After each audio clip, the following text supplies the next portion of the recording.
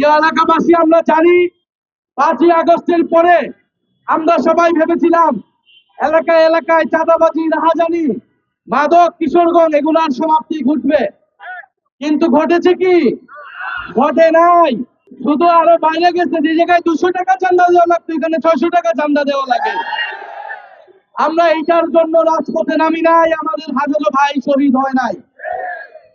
আমরা চাই যে এবারে নির্বাচনে আপনারা বুঝে শুনে সন্ত্রাস দুর্নীতিমুক্ত এলাকা গড়ে তুলতে পারবে, সেই উদ্দেশ্যে আপনারা ভোট দিবেন এবং 12ই ফেব্রুয়ারি আপনারা ভোট কেন্দ্রে আসবেন।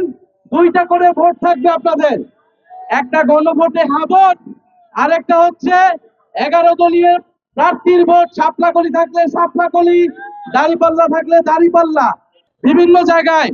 এছাড়া প্রায় 6 থেকে 7টি জেলায় জামাত ইসলামীর নারী কর্মীদের উপরে, আমাদের বোনদের উপরে হামলা করা হয়েছে, বাধা দেওয়া হয়েছে।